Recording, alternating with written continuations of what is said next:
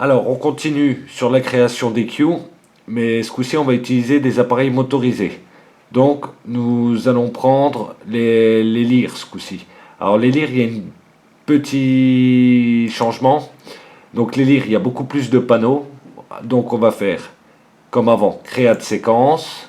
On va mettre tous nos panneaux de fonction des lyres, donc on retrouve tout de suite. Nos gobos, nos couleurs, la grille de mouvement.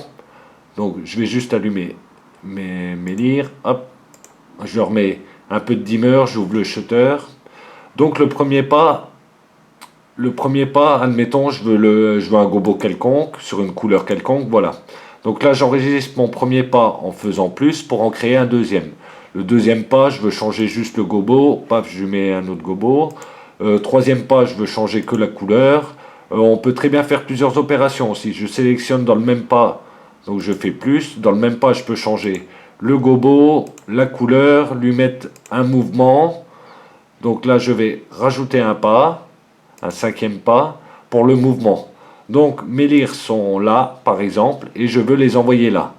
Donc je vais déplacer mon point. Voilà, il va faire un déplacement de gauche à droite. Et c'est là qu'on risque d'avoir des problèmes parce que par défaut, la vitesse du pas, elle est de 1000 millisecondes. Donc selon la rapidité de vos lyres, elles n'auront pas le temps d'effectuer le pas complet. Donc ça va donner n'importe quoi. À ce moment-là, il faut ajuster le temps à votre mouvement. C'est-à-dire laisser le temps à votre lyre d'aller de gauche à droite, de droite à gauche. Voilà. Alors là, on va rajouter un autre mouvement. Je vais lui faire un détour. Plutôt qu'une ligne droite, la lyre va suivre ce détour. Alors c'est pareil, pensez bien à ajuster votre temps de façon à ce que la lyre ait le temps de réagir. Voilà comment on fait les cues. Donc là, on est au dernier pas. On va la sauvegarder. Donc, test queue lire. On n'oublie pas de faire add to queue et save. Voilà. Donc j'arrive en soirée, je peux rejouer mes programmes, mes queues que j'ai préparés à la maison. Donc pour ouvrir la queue, comme avant, je vais sur le petit écran dans la barre des tâches où il y a écrit queue. Et là je retrouve mon test queue lire qui va faire 7 pas. On le met en lecture, voilà, il fait ses 7 pas. Et on voit sur la grille, non, on ne le voit pas.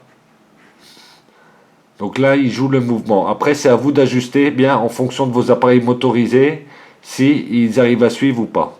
Voilà, donc juste voilà comment faire des cues freestyler. C'est pas compliqué. Vous avez les clés maintenant pour faire des belles choses. Voilà, merci.